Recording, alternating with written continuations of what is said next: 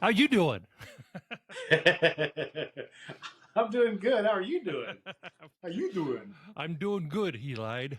Yeah.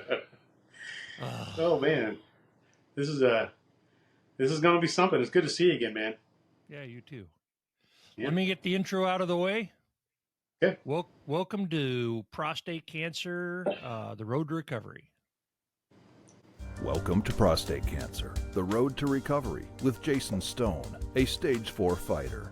This podcast brings you support and insights from survivors, fighters, and medical experts.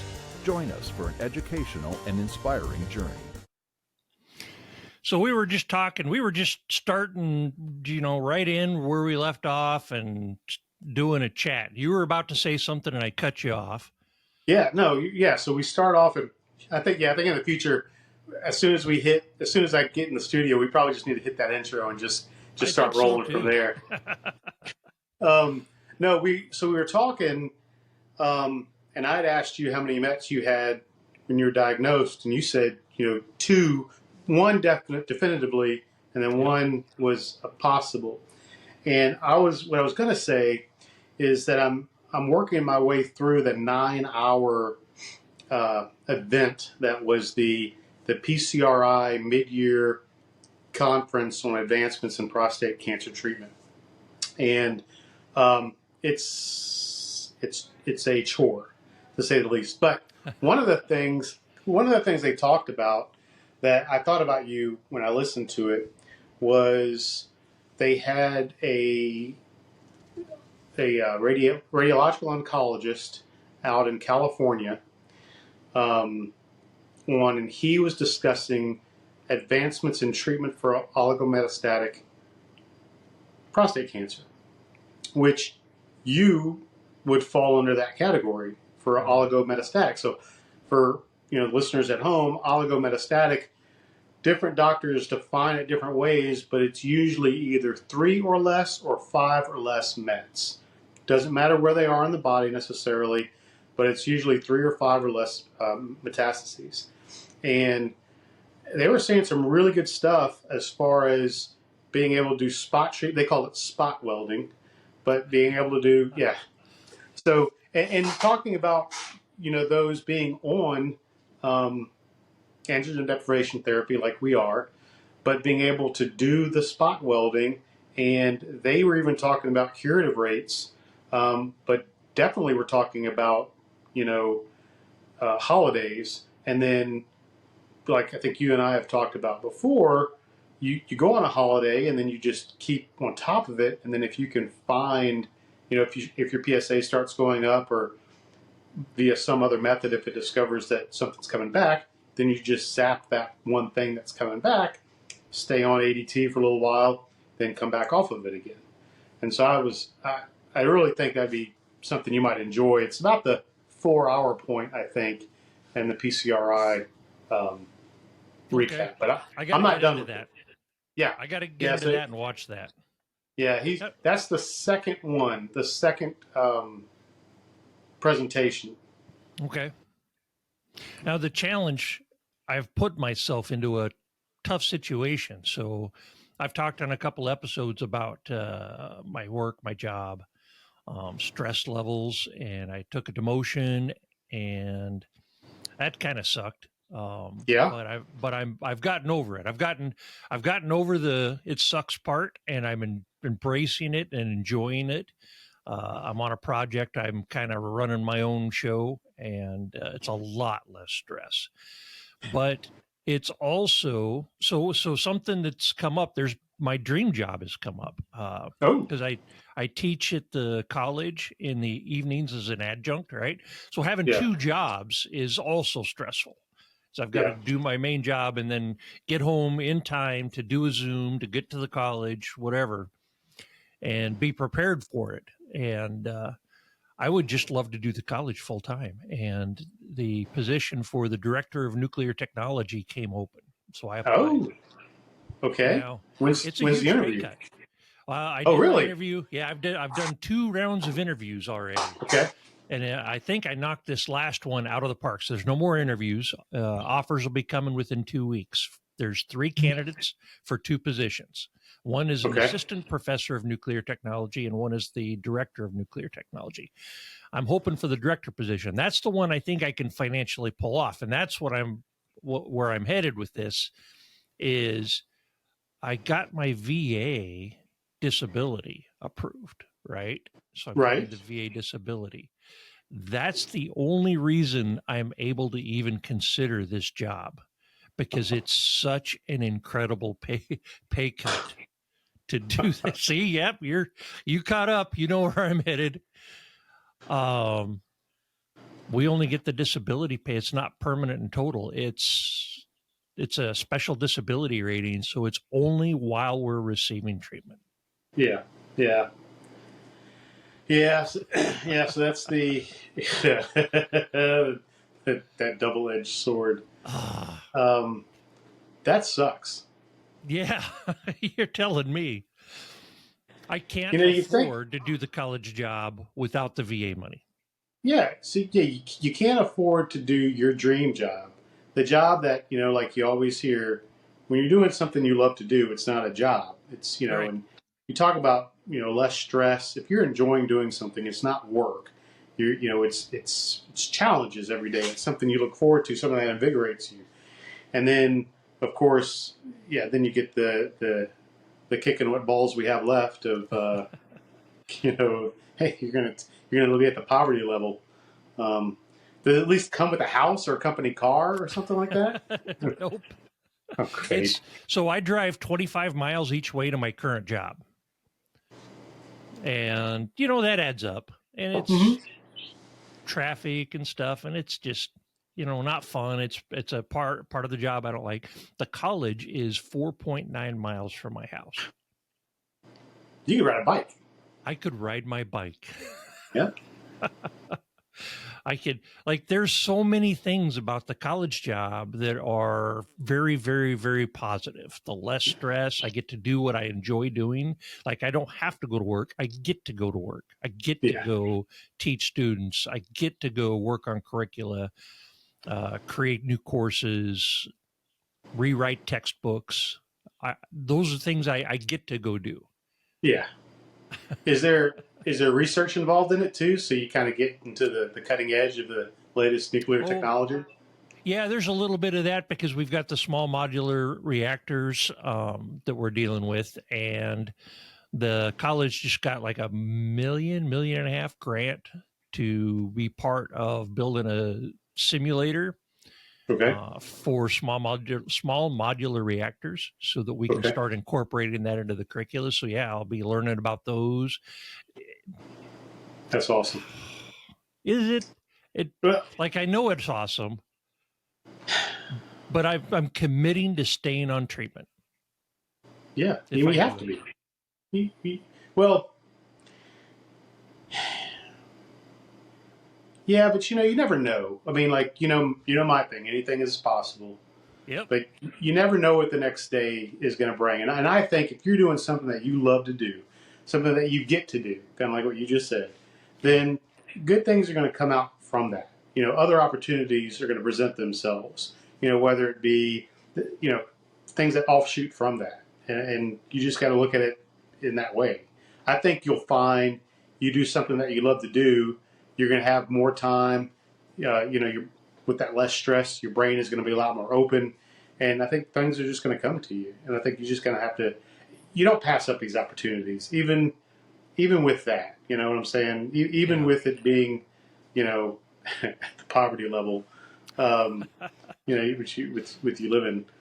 I don't. If you get offered that job, I wouldn't pass it up. Yeah, I don't think I'm going to pass it up. I think I'm going to take it, but if I get the That's offer, good. It's just a double-edged sword. You were looking at selling your business. Where are you at with that? Oh my goodness. So, much like you, I enjoyed, and I do enjoy owning a business. Yep. Making my own hours. I get to, help my employees. I get to help people that I give these new, enclosures to, insect free, all that kind of stuff. But obviously with my diagnosis, because just like, what you're doing and what I'm doing, owning and running your own business is stressful. With people quitting unexpectedly, customers, unhappy, or even happy customers, because they can be pretty demanding themselves. Anyway, so I was looking to sell because of that. And I had an offer that I had accepted back in February, and we were supposed to close at the end of April, I think, is when we extended it. Oh, good. But come to find out, my bookkeeper had made a fairly significant error that affected the top line sales numbers. Now, it didn't affect them a huge amount, but it affected them over the last 5 years. And so the accountant with taxes, and we went through both spreading it out or putting them on the 2024 taxes, and it actually was better to put them on the 2024 taxes, but it was like a $350,000, $400,000 correction, and that correction came off the bottom line. So because of that, the prospective buyer, his financing fell through. So that deal fell through. That said, there are at least 2 and possibly 3 people that are very interested in buying the business still. One of them is it's a franchise that I own. One of them is another franchisee. The other one's a contractor. The other 2 are contractors that I've worked with. There's one contractor who's very interested, very, very interested, and I think he wants to offer. Nothing's going to be as close to what the original guy had offered, but I think it's going to be at least the closest that I'll get. The franchisee is going to lowball me. And then we'll just see. But so right now it's kind of, I think worst case scenario, I have to keep it this year, because right now, so far, we're busy. Talk about stress. We are super busy right now. But anyway, I think worst case is I'll probably have the business for this year to show, hey, that was just an aberration. It was totally bookkeeping. The numbers really are there in the real world and the accounting world, and then just kind of then look to sell maybe next year. But I don't know. We'll see. I'm gonna try to sell it this year, but we'll see. And so, what if it's not too personal? What's your goal with selling it? Have you got plans after that? Is this just to rid yourself of that stress? Well, yeah, no, that's a great question. I think there's a big part of it that is ridding myself of the stress. But more specifically, so there's about 3 acres of land on a very busy highway in a growing city, which is where the business is located. And I'm looking to develop that land. And so putting a new building on it for the business, as well as some additional, areas that I could rent out. So I'm looking to kind of become a slumlord in a way. But okay. But I want to do that. Also, it'll give me more time. I have twin boys, and they're both sophomores, and I really would love to be able to spend the last 2 years of their high school. Of course, those are going to be the last 2 years that they don't want to have anything to do with me and want to be out. Right. They're going to get their license, this summer. But I would love it if I'd be able to be here to kind of spend more time with them, kind of help them with the things that they're doing, and really kind of be more a part of their lives at that point. In addition to like what you talked about, trying to do things that I get to do rather than I have to do. Yeah. And so that's part of it. Being able to do more stuff with prostate cancer awareness and things of that nature too. So. Yeah, that's something I thought about. I was going to do a, what do you call it? A bunch of people get together with the same thing, a support group. Yeah. I was going to start up a support group, and I was too, I don't know. That was a big dream for having 2 jobs and running this podcast vlog thing and doing some leather work occasionally. And I just couldn't pull it off. But now if I get the college job offer and I'm able to do that, I can look at doing I'm down to one job, and Yeah. I have a little more freedom, a little more time, and then maybe I could start a support group. Yeah, that would be awesome. Yeah, I know. I remember you talking about that, and I was going to ask you about that during today's session about what had happened, if it had gotten any traction or anything like that. No, none. Yeah. I was dreaming too big. I was dreaming bigger than I had the energy to support. Yeah. Well, like you said, dreams. You can have dreams over again. Yep. Get that job. Might have that dream again. Yep. So how's your how's your diet going? What are you doing these days? Yeah. All right. Changes. So Mark, of course, has chimed in early on our episodes and said, "Hey, I think you guys are doing this wrong. Here's some things." I think he's reached out to you as well, right? Yeah. Yeah. Fantastic information. Yeah. So I am going way more what's the right way to say it? Way more hard on? No, that's not right. Way more. We don't get those. We don't get those anymore. That's right. Beep. I'm eating a lot more protein.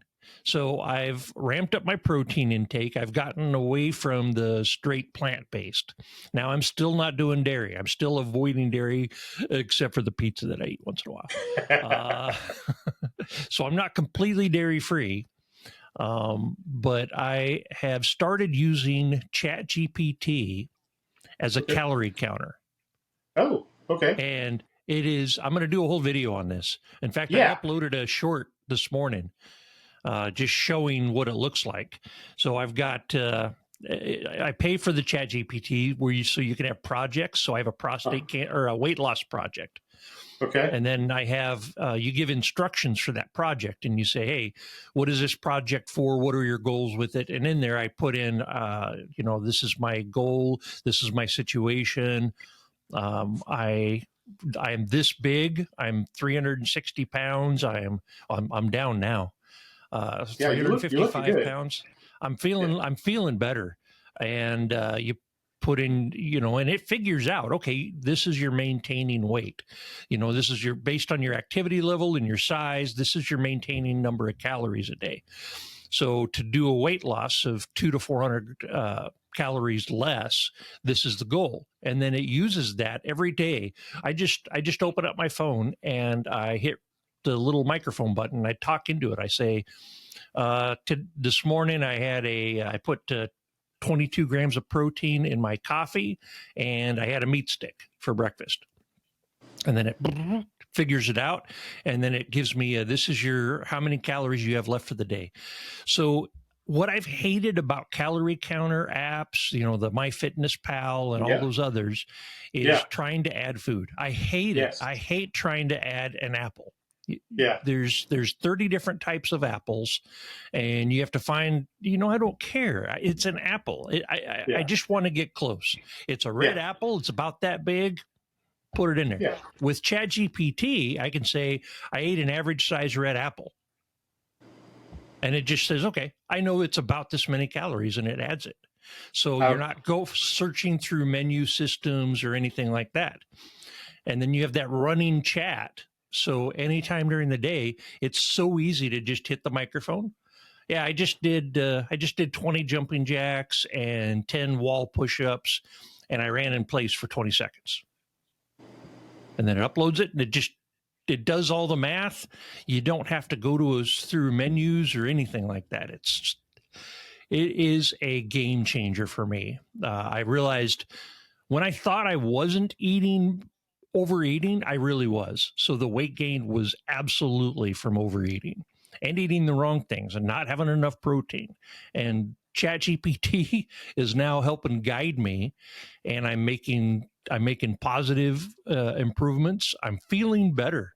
Like if we'd have done this episode 2 weeks ago before I figured all this out, I'd be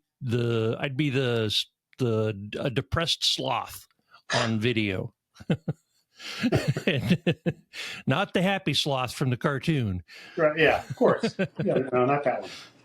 Um, I yeah. cannot wait till you do that video because I want to do exactly what you're doing. I'm with you because I did for the longest time.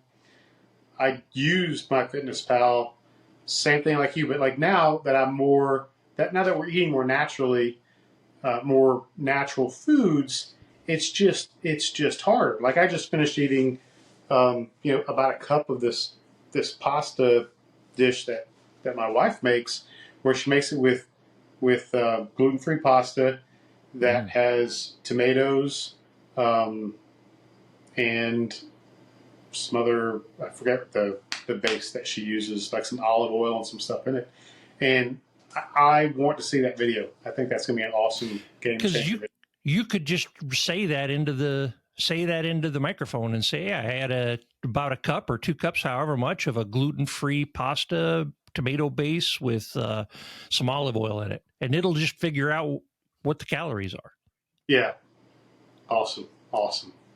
Well, sweet. So, okay, so you got the calorie counter, and you said you're eating more actual animal protein. Is what I'm taking it. Still no dairy, other than the occasional pizza. Yep. Any other changes associated with that, or everything else is natural? I've added creatine. Thanks to your advice, I've added creatine to my smoothie.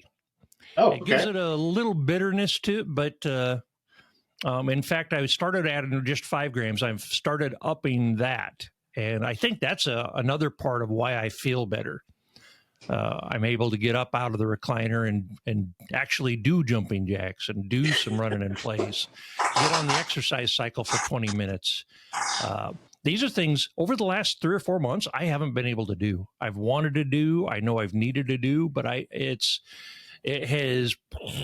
everything just went downhill. Yeah. And with the longer we're on this, I think the harder everything hits. Yeah. And I succumbed to it, and now I'm digging my way out.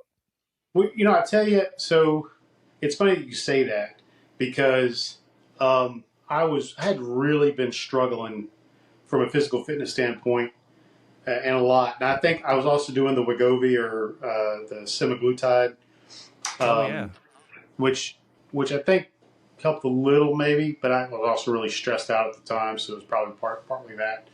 But I mean, like I was hurting, and then of course I have the Zoom with the doctor in Houston, and then she's been burned, kind of like I said in my last video, and so she really doesn't want or feel comfortable with telling me that I'll ever be off of ADT. And so that, just like you had said in your video, that was a kick in the junk and really took the wind out of my sails for a bit. It really got me angry. It really upset me. And I think after that, about 2 days after that, and it was probably just partially or mostly motivated by anger. But my physical fitness started to improve. And I went outside for a run instead of running on the treadmill, and I just started really challenging myself more and more. And I've been doing that. I've been less tired. Really haven't changed the diet. My diet's the same. Actually, I take that back. I'm kind of doing what you're doing. I am eating a lot more animal protein. Yep. Lean meats, lean protein only. So, usually every Friday we'll have sushi as a family, and so I'll have sashimi. Mm-hmm. And outside of that, I'll have like some type of lean fillet during the week. But outside of that, but then I'll still do the plant-based, but no dairy, just like you're saying. No dairy, no processed sugar. The dairy is the one thing that I'm really afraid of, to be, for lack of a better word. Those studies were scary. Yeah, they are. And so, but yes, all that to say that I've been feeling better. I've been challenging myself more. Although I have had some issues. I've had some pain in my stomach and my abdominal area that's reminiscent of the same kind of pain that I had when I was first diagnosed. Kind of in the same area where those lymph nodes are. and there are shooting pains very similar to how that was when I was diagnosed. Now, of course, dude, we have cancer. Any little pain or issue we're going to think is, we're going to be worried about.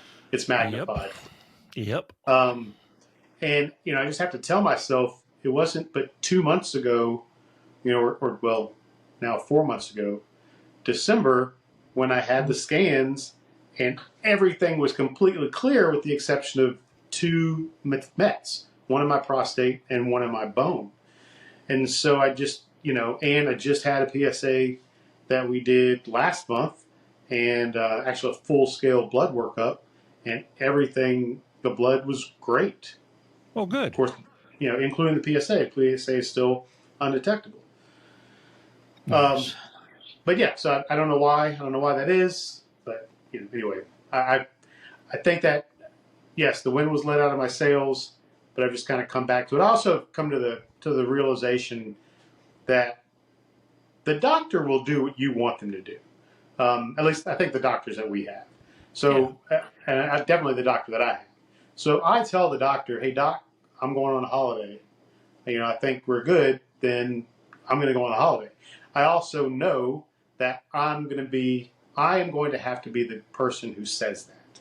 Yep. I do not think that she is going to say that. Agreed. Same with my doctor. Yep. So you just have to get to a point, because like I think I mentioned in my last video, the goalposts just keep moving. Hey, let's get to this, let's get to that. And I just have to set what the goalposts are going to be. And then when I'm comfortable with it, then I do it. Yeah. Now, when do you generally have to? I think we have to wait about a year between scans, right? No. When do you find out if your last 2 mets are improving? When's June. your next June? Okay. Yep. Yeah. In the middle. Yeah. So I had it's every 6 months, I think is what it is. Yeah, it's every 6 months. So I'm doing scans every 6 months, and then I'm doing a virtual visit the 3rd month, and so the 3 months after the scan. And I'll do the same. It's going to be the same workup that we had before. I'll go in. Actually, I'm not going to do blood work there this time. I'm going to do blood work a little bit before.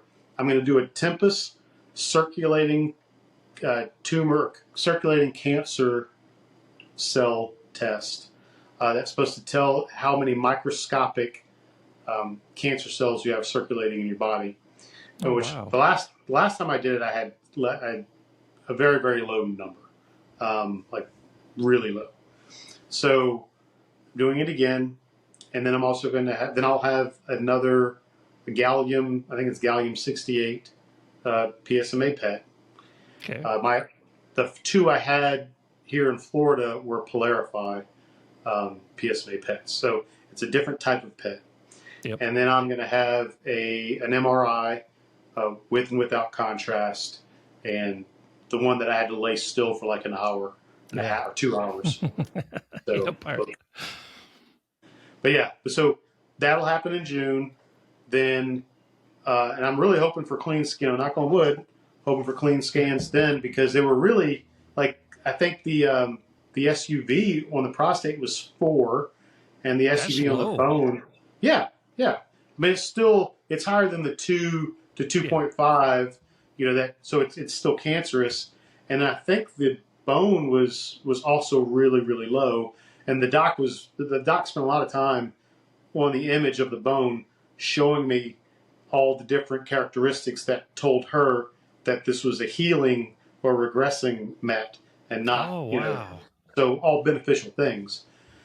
So, so hopefully clean in June, and then, we'll do blood work 3 months after that, and then probably another set of scans 3 months after that. I think if those 2 scans are clear, then it might go a year for scan like you're talking about. Yeah. I think for me, unless she says something differently, if I'm completely scan clear by, Memorial, let's see. So Memorial Day is going to be 2 years. Let's just use that. So yeah, the Memorial Day of 2026, if I've had 2 scans between then and I'm still scan free or met free, Yeah. I think maybe 6 months after that, I'll probably say, hey, put me on holiday. Wow. That's a goal. Yeah. It's about a year and a half longer than I was expecting, but hey, I'll do that. I can do Yep. it. That's awesome. Yeah. That's awesome. Dang. Have they changed your meds at all, or are you still what meds are you still? Yeah, so I did a video where I had talked to my doctor, and like you say, they'll do what we want, whether it makes any sense or not. And I found out what I was asking for didn't make any sense. So I had said, hey, did you ever have any patients cut down on the daily androgen deprivation or the androgen suppressor? The Zytiga is what I take. Yeah. Abiraterone. And he said, yeah, I did. But I said, I need some relief from these symptoms. The brain fog affected my job. It's affected my mood. It's affected everything, which we understand. These are symptoms, these, horrible symptoms, side effects from these drugs. But I just needed a little bit of relief from it. And so I cut it down to 750 for a little while. But I got a lot of good comments on that video, like if I took 250 milligrams or 1,000 milligrams, its job is to suppress the hormones. Yeah. Yeah. So, it's whether the fact that I went down to 750 doesn't change anything. It doesn't change my symptoms. I'm not going to feel any better from it. And then I had some symptoms, and it's probably just all in my head. But I was like, I feel something down there again. That's weird. And so I went back to the 1,000. I chickened out, went back to the 1,000 and said, it's going to 750 is all risk, no benefit. So that was a dumb move on my part. The holidays is what I need to go towards. Yeah. Well, have they talked about maybe just putting you on something other than Zytiga? So you had brought that up, and another guy brought that up, that there's and I can't remember the name of it, but there's one that doesn't cross the blood-brain barrier and has less brain fog. Yeah, so Orgovix does cross the blood-brain barrier. That's what I switched to, and so. But you started off on Nubeq. No, I'm not on Nubeqa. They want to switch to Nubeqa, and that's different. So the Nubeqa would be the Erleada replacement.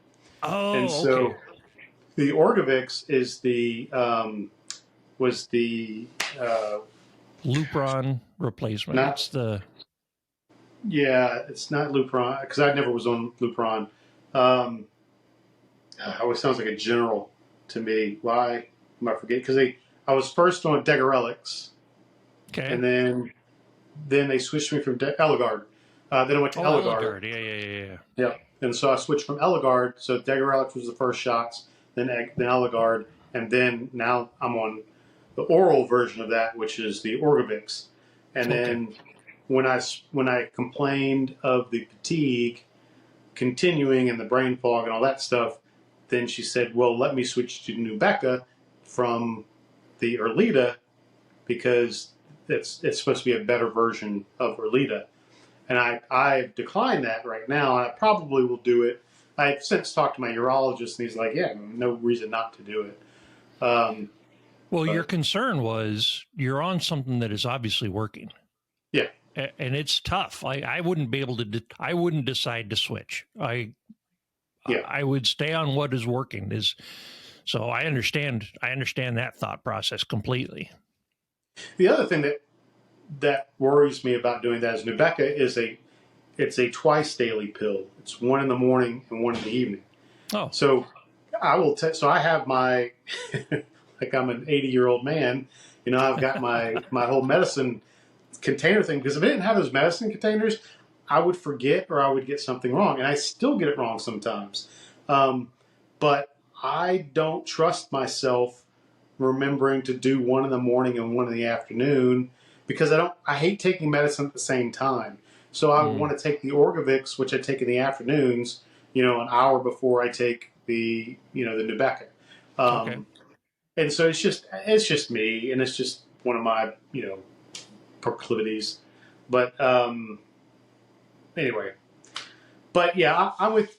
But they've switched me so much, and because obviously what I'm worried about when I talked about the video is, just like anything else, like with ADT, once and or if your body develops a resistance to androgen deprivation therapy, you don't automatically come off of the ADT. They try other ADT drugs to see if you're more responsive to those. Yep. Well, I worry about, okay, so now I've been on Degarelix and I've been on Eligard. Yep. Am I not going to be able to go back to those to even try them if I get to that point? Right. Now, if you already set your body up for some level of resistance against those right, by switching. Yeah. Man, that's tough. Yeah. But why do we always have to be in such tough spots? I don't know. And then I think about there's the guy that they had the men's health expose on that really when I was first diagnosed, it was one of the first articles that I came across, and I've actually got to meet him because he was actually in a panel for prostate cancer that I was part of. But they did expose on this guy, and he had, when he was first diagnosed, his PSA was 3,500, and it had metastasized to his lungs, bones, lymph nodes, and so it was really bad for him. And he's been alive for 20 years now, or something approaching that, with holidays of ADT, holidays off of ADT in there. Yeah. So so again, I just kind of. I get worried about these symptoms and I get worried about these other things. And then I have to remind myself, a lot of these medications are new. That all that stuff that we read in the beginning when we were diagnosed doesn't really apply to us because it's uncharted territory. Yep. We're in a new age of dealing with prostate cancer, and the Google information hasn't caught up to it yet. Yeah. Yeah, exactly. Men that were only living 5 years are now going to live 20 to 25 years. Yeah. And If hopefully they'll keep making progress, and then that 25 will be 30. And since we keep getting it younger and younger, unfortunately, and I don't know why. But, yeah. Frickin' Navy. Yeah. The Navy. Oh, the Navy. The 06 list came out yesterday, and so I was, so I taught one of my tours. We're going on a tangent here. Yeah. One of my shore duties, I was a professor of naval science for navigation at Tulane, and one of the midshipmen there that I taught. Actually, no, I didn't teach him, but he was there when I was there. Yeah. He was on the 06 list. Wow. And I'm like, come on, man. I'm like, really? Yep. We're old. Yeah, man. I'm not old. I'm just 50. I mean, come on. God, although 50 sounds pretty freaking old to me, but. Yeah. Well, when we look back at how young we were in the Navy and the things we were doing with as young as we were, I'm like, man, there's a lot of 20-year-old kids I wouldn't trust with that nowadays. Yeah. But the fleet is full of them, and they're out there doing their job, and it's like, wow, we were out there doing that stuff at a really young age. I've always been an advocate for compulsory service. And I mean, I think every able-bodied American citizen needs to do. I don't know whether it's 2 to 4 years straight out of high school, 2 to 4 years, or get a deferment to go to college, and then once you're done with college, you're doing it. There's just so many life lessons and things that helps anybody. Whether it is something bigger than yourself, being a part of something bigger than yourself, being part of a team, self-resilience, self-reliance. Yeah. I basically grew up in the Navy. The Navy basically finished raising me. Yeah, we're old. So this is episode 30. Wow. Yeah, this is Episode 30, baby. Woo! 30. What have we learned over 30 episodes of doing this? What do you think? Well, I talk more and more. I had some guys coming over washing my windows yesterday, and first thing out of my mouth is, "Hey, if you guys are over 30, you need to get your PSA checked. It's a simple blood test." And I gave them my card, not to promote the YouTube channel, but to promote PSA testing awareness. Yeah. I find myself talking to every man over 30 about that, because nobody did that with me. Nobody said that. And even when I think back to when I was at Excel Energy back in Minnesota, and a really, really good friend was going through prostate cancer and died from it. He, in a very short time, nobody out of any of those conversations said, "Oh yeah, you should, every male here needs to get their PSA checked." I didn't know that was a test. And even, talking about PSA is one of the biggest things I've learned. Is not enough people know about that. Yeah, I'm right there with you. I think that if there's been one thing that I've, part of this is, for me, I always want to leave the world a better place than I found it. That's one of my life goals.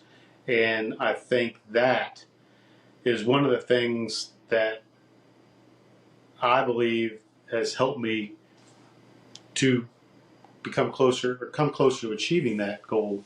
Because I've had friends tell me from the videos, and even us talking, "Hey, Adam, I got my PSA check. Here's what it is." Just so they know, because just awareness. And it's, it has, some of the things that we've learned is maybe learn to maybe ask the dumb questions at a doctor's office.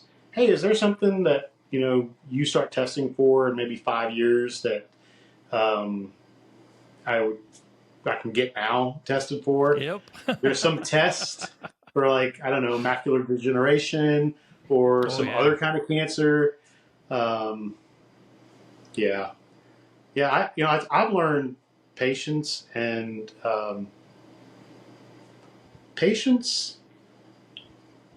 and I would say serenity is not the word that I want to look for, but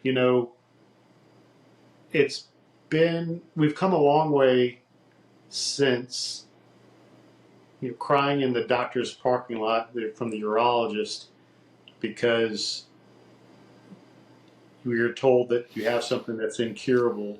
Yep. And you have no idea where you're at, what's going to happen, which we still don't know what's going to happen, but you hear stage 4 prostate cancer, metastasis, escape the your abdominal area, incurable, and then you just start thinking you're dead tomorrow.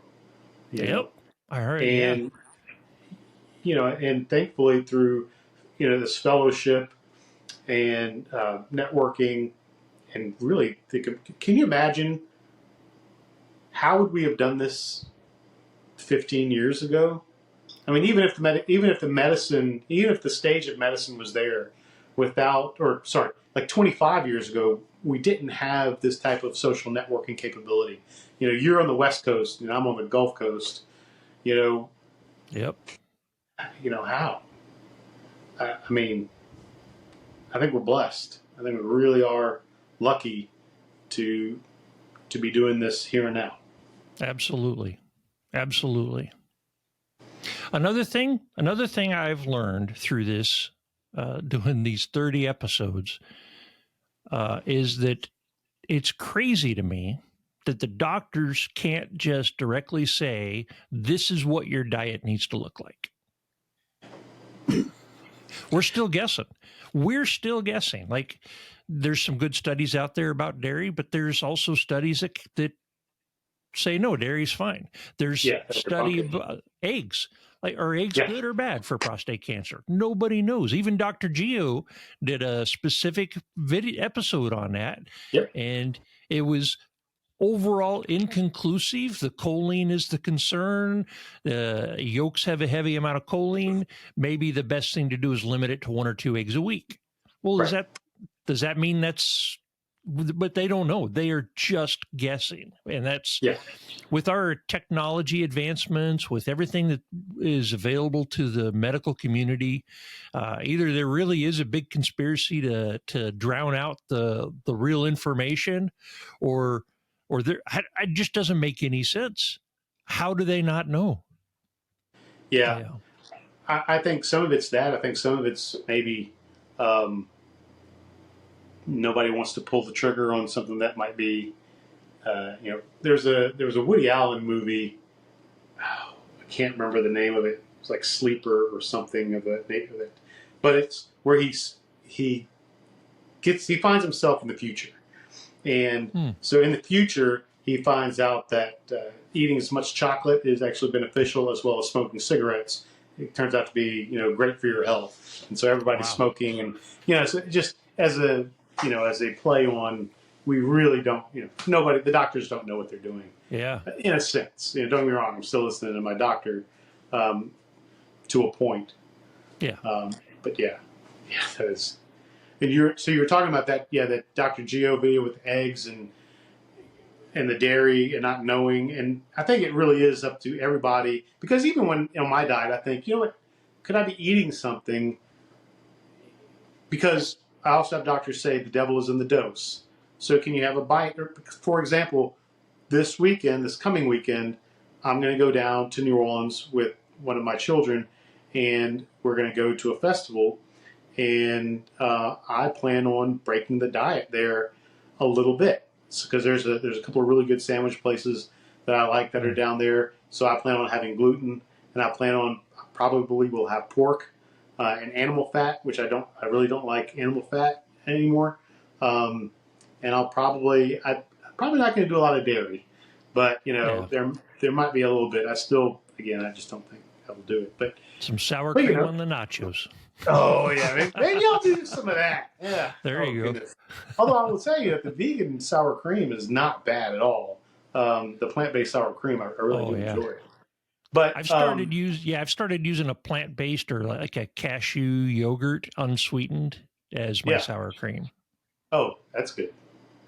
Well, another thing that you and I were just talking about, I think over chat, but the Reluctant Brotherhood had recently had and I apologize, I wish I remembered her name. I think it's Dr. Stone, but the exercise physiologist.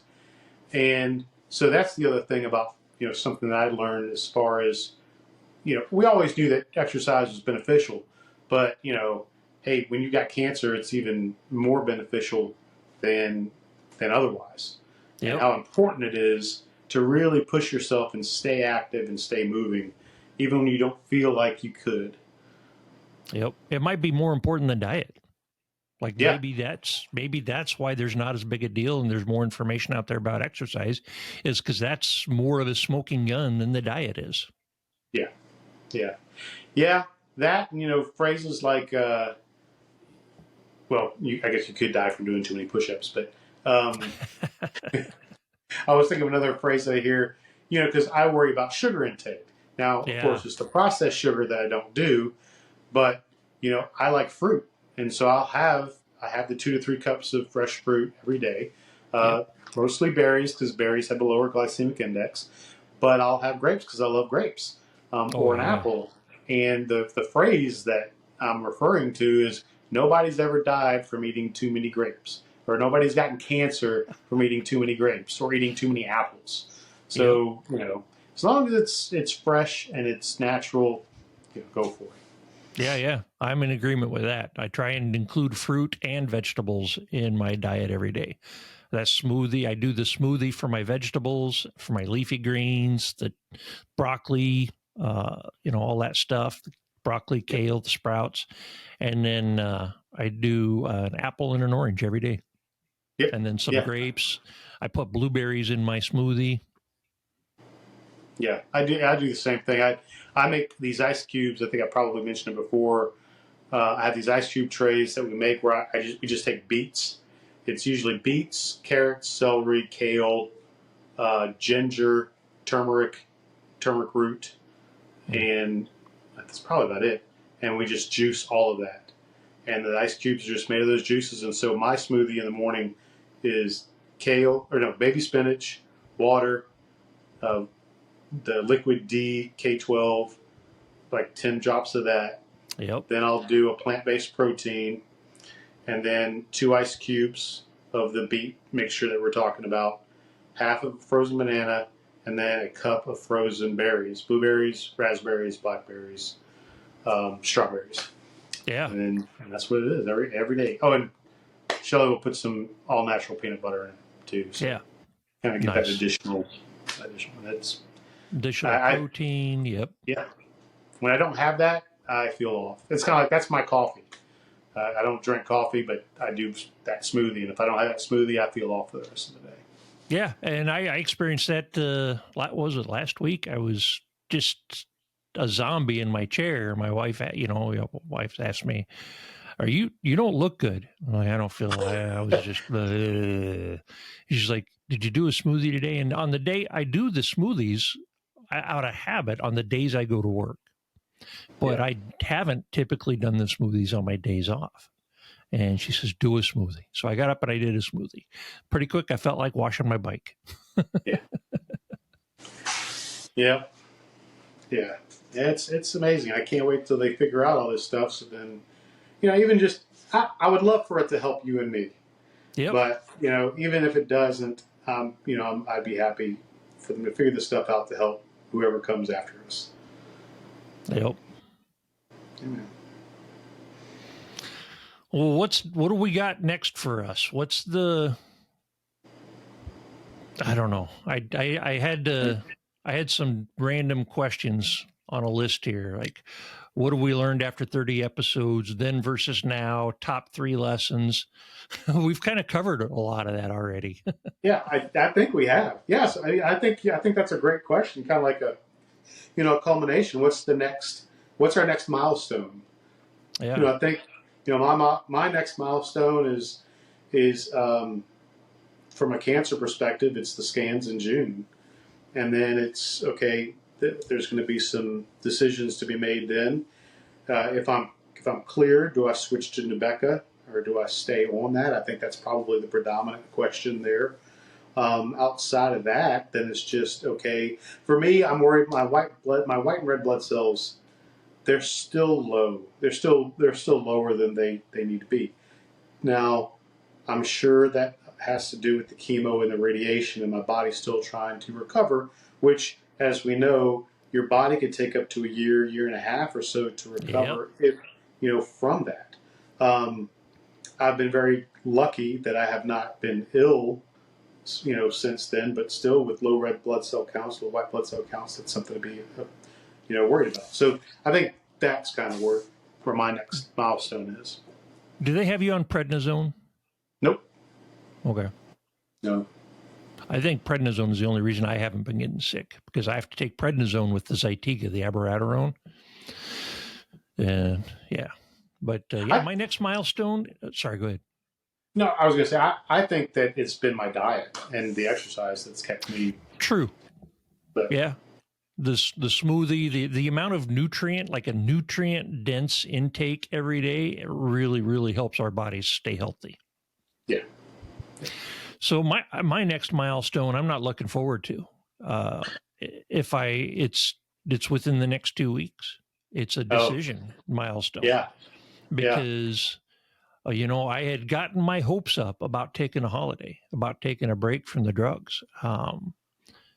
To do the holiday, I have to stay in the job I'm in, which is a special project for a couple of years, then who knows what, and still the drive out to that place, and then being around all the people who I've let down by stepping down.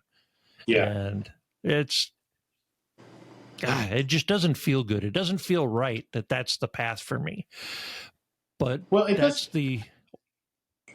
I don't think it has to be. I mean, like you said before, anything is possible. And I truly believe that if you do something that you love to do, that you get to do, Yep. I think that's going to open other doors that you didn't know were there. I hope so. Because for now, at least in the immediate future, taking the college job, if I get an offer, it means I'm not going on a holiday, not for a while. Yeah. And I think I would be eligible. I think here come August, I would, because when did I get diagnosed? Did I start in 22 or 23? Brain I think fog. it was, yeah, I was diagnosed in Memorial Day of 24. Yeah, Memorial Day of 23. So you were fall of 22, right? Yeah, fall of 22. So this August would be 3 years. Yeah. And that's 3 years on the drugs. And I would absolutely, if I wasn't facing this financial decision, I would absolutely take a holiday, start in August. Yeah. And I think that would have huge benefits. But yeah, if I take this college job, that's delayed, if at least a while. Well, yeah, we got to see what's coming out of the pipe with some of these treatments too. I mean, maybe it can just be. Well, the other thing with that, with the being on 100% disability while you're on treatment, is if you listen. I think I have to go way back into the episodes, but there's that one episode on its zero prostate cancer, 0360. I think it's just zero now. I'm looking at the sign. Yeah. I remember the name. So they have a podcast that they did 2 or 3 years ago where they had people from the VA on there, and it talked about exactly what we're talking about here. But what they had said is, because they're going to give you, the VA would give you a letter, a notice, basically, that they're going to review your file to take you off of 100% disability. At that point, you can then put in an objection, basically. But basically, you can take that out for another 18 months because they can't take you off. They can't take you off of that 100% until that whole process of appeal and everything goes through. So you can stay on it. Now, we don't want you to have a recurrence during that period, but if you did, then that at least would continue. The other thing that I would recommend outside of that podcast is the resources on the ANCAN. ANCAN does the Veterans Prostate Cancer Group. Yeah. And those guys, they have a couple of older gentlemen, they know the VA backward and forward. And they can really help with, hey, this is kind of the next steps if you get to that point. Not to say that you will, you may not. Especially with all the cuts they're doing at the VA right now. I don't know if there's going to be anybody to take a look at your record. True. But who knows? True. Yeah, but I think I am looking forward to this opportunity. I at least love that this opportunity is here. And it feels inspired. You know what I mean? This is the right time for it. So I'm happy for you, brother. And the guy that did the job before, he was actually he worked out at Energy Northwest with me. Oh. And we were on a submarine together for a little while. Ah. Yeah. So I know him. Yeah, an old shipmate. So he and I had lunch, talked about what the job's like and everything, and it sounds perfect. So, what is he doing? Is he just retiring? Yep, he's retired from the Navy, retired from the commercial nuclear power industry, retired from the college. Yeah, he's loving life. I can imagine. Well, let us know what happens with that. You said that's about 2 weeks away? Yeah. Within the next 2 weeks, they'll send offers out. Okay. I'm looking forward to it. And I'm looking forward to that video on the Chat GPT because I'm not a Luddite by any means, and I fancy myself as being able to pick up computer things fairly quickly. But this Chat GPT, and in my defense, I haven't made a concerted effort to really try to use it. But I need to learn how to use Chat GPT, and I'm counting on you to show me how to do that. So, well, take a look at the little 2-minute video I uploaded this morning. I It's will. just a short 2-minute video, and yeah, I think, yeah. All right, under future focused, where do we go from here? Oh man, I can't imagine what we're going to talk about if there's an episode 31. Like, yeah. Go ahead. I feel like we've, over all these podcasts and episodes and the videos we've done, the interviews we've done, we've covered a lot of ground. I don't know what else is out there to cover. Yeah, outside of doing deep dives on things like, hey, the differences between Nubeca and Erlita, or things of that nature, which we're not in. We do our own research, so really, hey, we're not doctors. You just have to take this based off of what we've done our own research on. Outside of that, I don't know, because I'm like you. I feel kind of, and I love your videos when you're out walking and you're kind of just talking about, hey, what's kind of going on with you. But we're friends. I have an interest in kind of what's going on in your life and how you're feeling and things like that. But I kind of feel like, do I want to waste people's time with a video for me? I don't really have a lot going on. I mean, it's like, it's not a waste of time. People, people reach out, they respond to them, and it's an opportunity for people to take part in our journey. Because, you tell somebody, you tell a family member, I tell my mom I have cancer, that's an emotional thing now that exists in her life. Yeah. And what can she do to, as some show of support, as some, she's not flying. She can't fly up here and start taking care of me or something, right? Yeah. But watching the video, having the videos to watch is important to the family members, to the friends, and because that's their opportunity to comment and be engaged. So that's how I look at it. But the biggest reason I do them is because it helps me. I have to just talk about it out loud. I get in my own head and things start circling like freaking bats in a dark cave, and thoughts end up not good. I see myself doing more videos if I can get this company sold.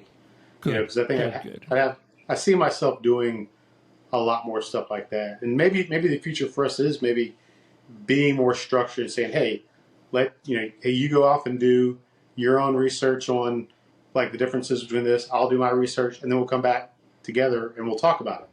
And then kind of like what's that popular things you didn't know or things you need to know.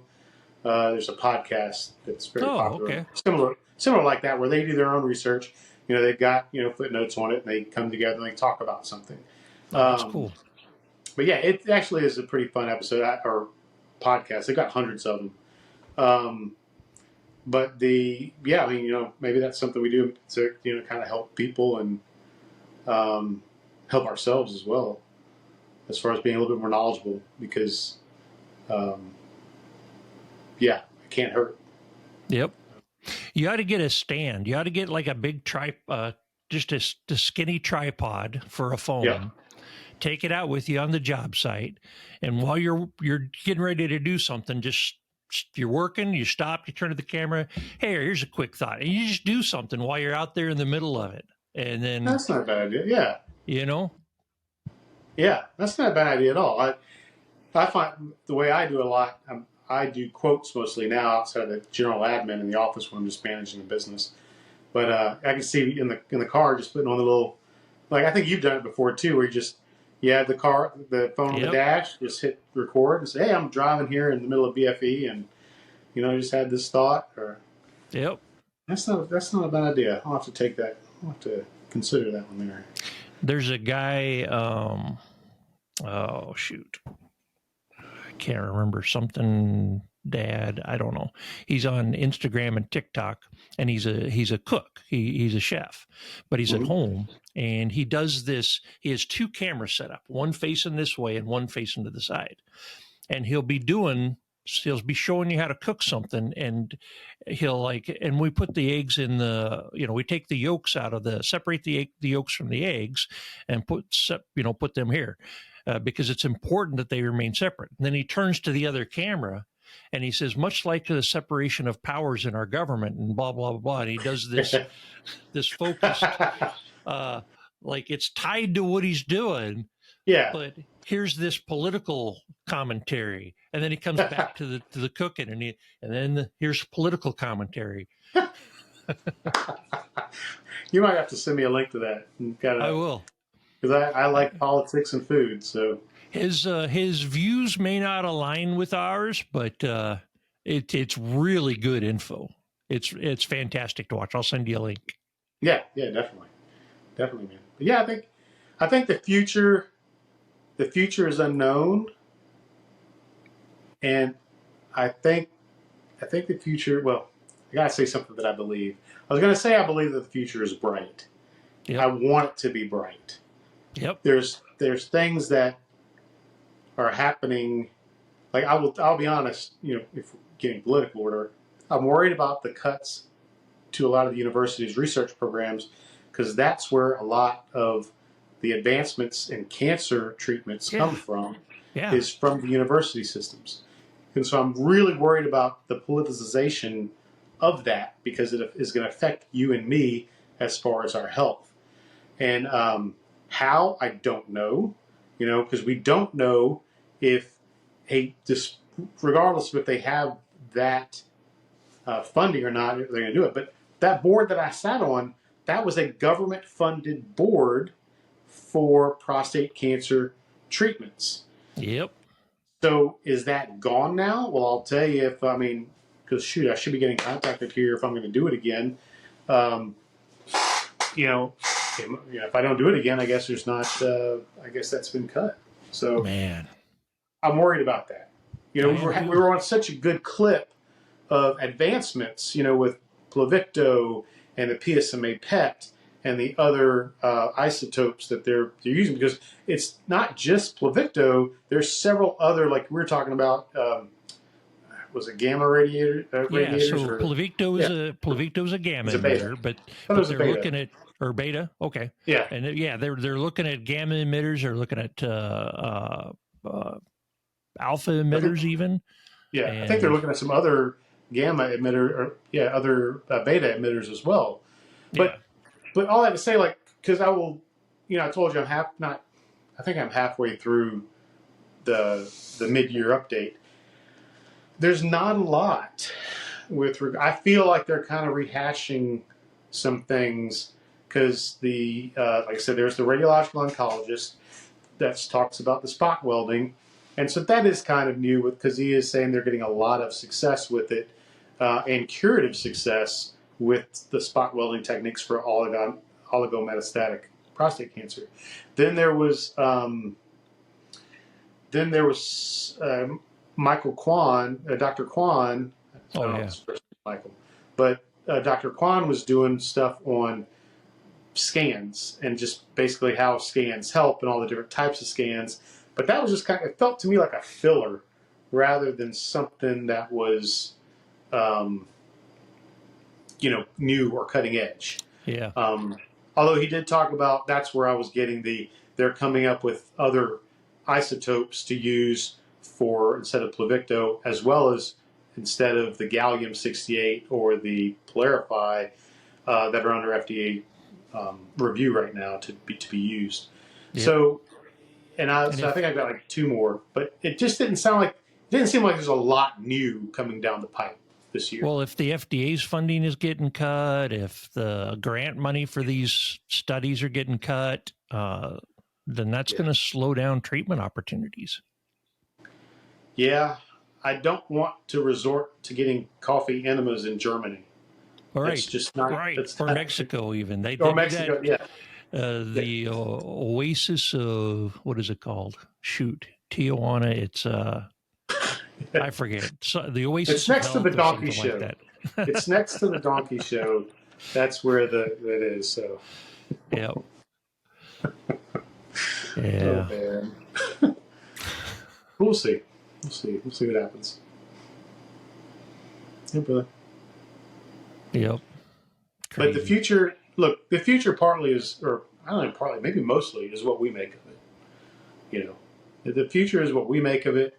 It's how we take care of ourselves. We are responsible. It's like the mantra that I say to myself every morning when I get up. That I didn't come up with. I got it from a book. But, you know, I am responsible for my own health. I truly can heal from within. And we are responsible for our futures in large extent. Yep. And if that's the case, then I think our futures are bright.